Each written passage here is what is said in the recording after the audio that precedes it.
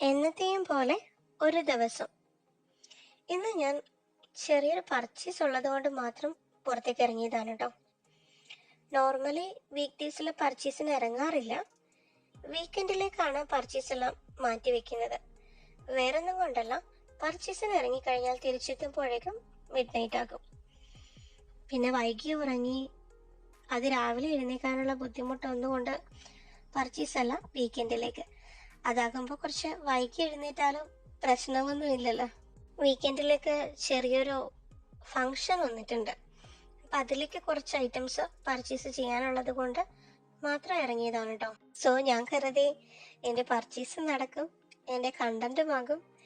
നിങ്ങൾക്ക് രാത്രിയിലെ അതിമനോഹരമായ ഷാർജയെ കാണിച്ചു തരാനും പറ്റും. പകലിനേക്കാൾ സുന്ദരം രാത്രി തന്നെയാണ് കേട്ടോ. അതിവിടെ മാത്രമല്ല, എല്ലായിടത്തും അങ്ങനെ തന്നെയാണെന്ന് തോന്നുന്നു. പക്ഷെ നമ്മുടെ നാട് കാണാൻ ഭംഗി പകല് തന്നെയാണ്. രാത്രിയാകുമ്പോൾ ബിൽഡിങ്ങിന്റെ ലൈറ്റുകളും വഴി ലൈറ്റുകളും ഒക്കെ ആയി മൊത്തത്തിൽ ഒരു ഫെസ്റ്റീവ് ഫീലാണ്. ഇവിടെ പിന്നെ രാത്രിയും പകലുമൊക്കെ വെട്ടം വലിയ കുറവ് എന്ന് പറയാൻ പറ്റില്ല. എല്ലായിടത്തും വെട്ടം കാണും. അതുകൊണ്ട് തന്നെ നമുക്ക് പുറത്തേക്ക് ഇറങ്ങാനും പോകാനും ഒന്നും പേടി തോന്നില്ല. ഏത് രാത്രി വേണമെങ്കിലും നമുക്ക് ഒറ്റയ്ക്ക് പോയി വരാം.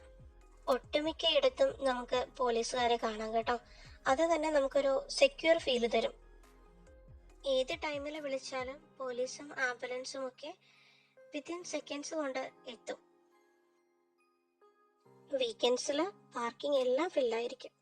അത്രമാത്രം തിരക്കുണ്ടായിരിക്കും ഈ ഏരിയയിലെല്ലാം. എൻ്റെ ഫോണിന്റെ ക്ലാരിറ്റി കുറവ് കൊണ്ടും എനിക്ക് വീഡിയോ എടുക്കാൻ അറിയാൻ പാടില്ലാത്തത് കൊണ്ടും ഇതിലും മനോഹരമാണ് കേട്ടോ നേരിട്ടുള്ള വ്യൂ. വാട്ടർ ഫ്രണ്ടേജും അതിനു ചുറ്റും ബിൽഡിങ്ങും കാണാൻ വളരെ ഭംഗിയാണ് കേട്ടോ ഈ ഏരിയ.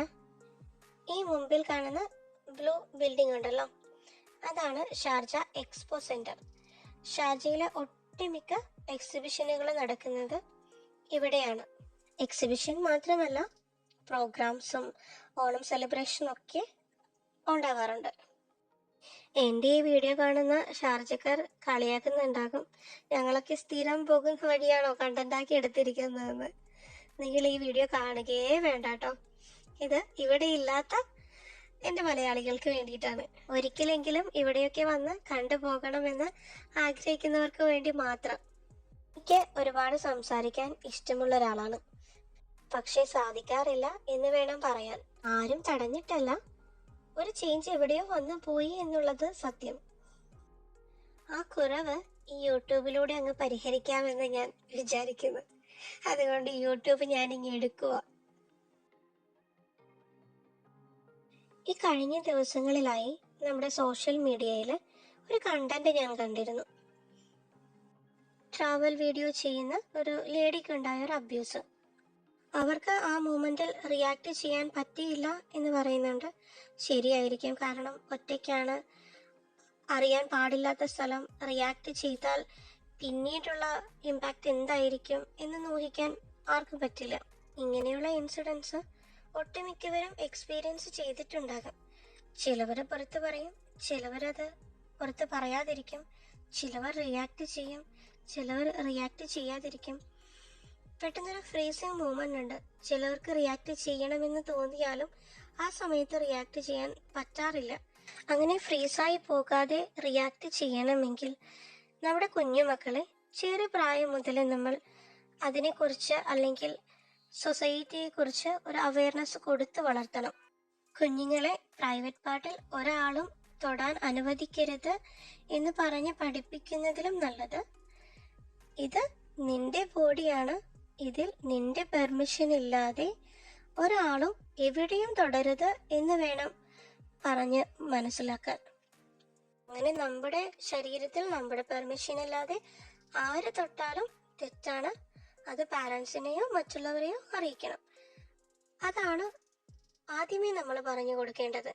2, അതിലും വളരെ തെറ്റാണ് പ്രൈവറ്റ് പാർട്ടിൽ തൊടുന്നത്. അഥവാ അങ്ങനെ ആരെങ്കിലും ചെയ്താൽ റിയാക്ട് ചെയ്യണം, സൈലന്റ് ആവരുത്, ലൗഡ് ആകണം എന്ന് നമ്മൾ പറ്റുന്ന സമയത്തൊക്കെ നമ്മളെ മക്കൾക്ക് ട്രെയിനിങ് കൊടുത്തുകൊണ്ടേയിരിക്കണം.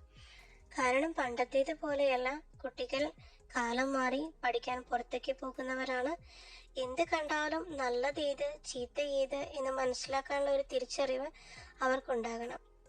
അറ്റ്ലീസ്റ്റ് ഒരു സേഫ്റ്റി പിന്നെങ്കിലും കയ്യിൽ എപ്പോഴും കരുതണമെന്ന് വേണം കുട്ടികളോട് പറയാൻ. പെൺകുട്ടികളോട് മാത്രമല്ല, ആൺകുട്ടികളോടും. കാരണം കാലം ഓരോ ദിവസവും മാറിക്കൊണ്ടിരിക്കുകയാണ്. അതിനനുസരിച്ച് നമ്മുടെ മക്കളും പ്രിപ്പയർഡ് ആയില്ലെങ്കിൽ ചിലപ്പോൾ അവർ നേരിടാൻ പോകുന്നത് വലിയൊരു ട്രോമയായിരിക്കും. എനിക്കുണ്ടായിട്ടുണ്ട് ഒരു ബാഡ് എക്സ്പീരിയൻസ്. അപ്പോൾ നിങ്ങൾ ചിന്തിക്കും, ഇത്രയും ക്യാമറകളുള്ള നാട്ടിൽ അല്ലെങ്കിൽ ഇത്രയും സെക്യൂർഡ് ആയ ഒരു നാട്ടിൽ ഇങ്ങനത്തെയൊക്കെ വിഷയമുണ്ടോ എന്ന്. തീർച്ചയായും ഈ തിരക്കുള്ള മാളിൽ നമ്മൾ പർച്ചേസ് ചെയ്യുന്നതിനിടയിൽ ചിലർ നമ്മളിങ്ങനെ മുട്ടി ഒരു സിങ്ങ് പോകും. നമ്മൾ ആദ്യം വിചാരിക്കും ചിലപ്പോൾ തിരക്കിനിടയിൽ സംഭവിച്ചു പോയതാണെന്ന്.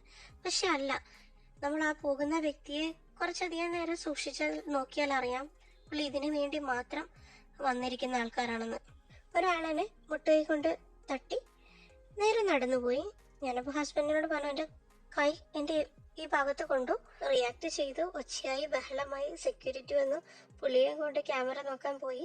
കുറച്ച് കഴിഞ്ഞ് സെക്യൂരിറ്റി വന്നു പറഞ്ഞു, അങ്ങനെ ഒരു വ്യൂ നമുക്ക് കാണാൻ പറ്റിയില്ല. ഇത് പുള്ളി പറഞ്ഞു തീരെ മുൻപ് അവൻ പറഞ്ഞു, നിങ്ങളുടെ തോന്നലാണ്, ഞാൻ അങ്ങനെ ചെയ്തിട്ടില്ല എന്ന്. അങ്ങനെ വിട്ടുകളയാൻ പറ്റില്ലല്ലോ, നമ്മുടെ ഭാഗം നമ്മൾ ക്ലിയർ ചെയ്യണ്ടേ. അങ്ങനെ ഞങ്ങൾ പോയി. ഞാൻ എൻ്റെ ആംഗിൾ നോക്കി ക്യാമറ പറഞ്ഞു കൊടുത്തു. നോക്കിയപ്പോൾ പുള്ളി എന്നെ ഒരാളെയല്ല, അവിടെ മാക്സിമം ഒക്കെ തട്ടാൻ പറ്റുന്ന എത്രയോ പേരെ പുള്ളി തട്ടിയിട്ടുണ്ട്. ഇത് കാണാൻ തുടങ്ങിയതും അടി വീണു. പോലീസ് കംപ്ലൈന്റ് ഒന്നും കൊടുത്തില്ല, പക്ഷെ കൊടുക്കാനുള്ളത് സെക്യൂരിറ്റീസ് അപ്പം തന്നെ കൊടുത്തു, വാൺ ചെയ്ത് വിട്ടു. പക്ഷെ ഒരു കാര്യം മനസ്സിലായത്, ഇത്രയും പേരെ ആ വ്യക്തി ഇന്റൻഷനലി ടച്ച് ചെയ്തിട്ടും ആരും ശ്രദ്ധിച്ചില്ല, അല്ലെങ്കിൽ അറിഞ്ഞിട്ടും അത് വിട്ട് കളഞ്ഞു എന്നുള്ളതാണ് വിഷമിപ്പിക്കുന്ന കാര്യം. അങ്ങനെ വിട്ട് കളയുമ്പോൾ എല്ലാവരും ഒന്ന് ചിന്തിക്കണം, ഇന്നല്ലെങ്കിൽ നാളെ നമ്മുടെ മക്കളും ഇതേപോലെ ഷോപ്പുകളിൽ കയറി ഇറങ്ങാനുള്ളതാണ്, അല്ലെങ്കിൽ തിരക്കുള്ള സ്ഥലങ്ങളിൽ പോകാനുള്ളതാണ്. ഇന്ന് നമ്മളോട് ചെയ്തത് നാളെ നമ്മുടെ മക്കളോട് കാണിക്കും. നമ്മളൊന്ന് റിയാക്ട് ചെയ്താൽ അല്ലെങ്കിൽ ഒരു ഒച്ച ഉണ്ടാക്കിയാൽ പിന്നീട് അയാൾക്ക് അവിടെ വരാനും വീണ്ടും ഇത് റിപ്പീറ്റ് ചെയ്യാനുമുള്ള ധൈര്യം കുറവായിരിക്കും, അല്ലെങ്കിൽ വീണ്ടും അവിടെ ഒന്ന് വരാൻ പേടിക്കും. എൻ്റെ സുഹൃത്ത് നഴ്സിംഗ് ദൂരെയായിരുന്നു പഠിച്ചത്. അപ്പോൾ പോകുന്നതും വരുന്നതും ഒക്കെ ട്രെയിനിലാണ്. അപ്പോൾ അവൾ പറയുന്നൊരു കാര്യമുണ്ട്, പണ്ടൊക്കെ ഈ കയറെന്ന് പറഞ്ഞ് ആൾക്കാരെ ബാക്കിൽ നിന്ന് തള്ളുമ്പോൾ ഇതൊക്കെയാണെന്ന് മനസ്സിലാക്കാനുള്ള വിവേകം അന്നുണ്ടായിരുന്നില്ല എന്നുള്ളതേ. പക്ഷേ അങ്ങനെ ഒരു സിറ്റുവേഷൻ നമ്മുടെ മക്കൾക്കുണ്ടാവരുത്. അവനവനെ പ്രൊട്ടക്റ്റ് ചെയ്യേണ്ടത് അവനവൻ തന്നെയാണെന്നും ഇതാണ് സമൂഹം, ഇങ്ങനെയുള്ള ആളുകൾ സമൂഹത്തിലുണ്ടെന്നും കുട്ടികൾ അറിഞ്ഞിരിക്കണം. നടക്കുന്ന വഴിയിൽ ഒരു കുഴി ഉണ്ടാകാൻ ചാൻസ് ഉണ്ടെന്നറിഞ്ഞാൽ നോക്കിയാലേ നടക്കൂ.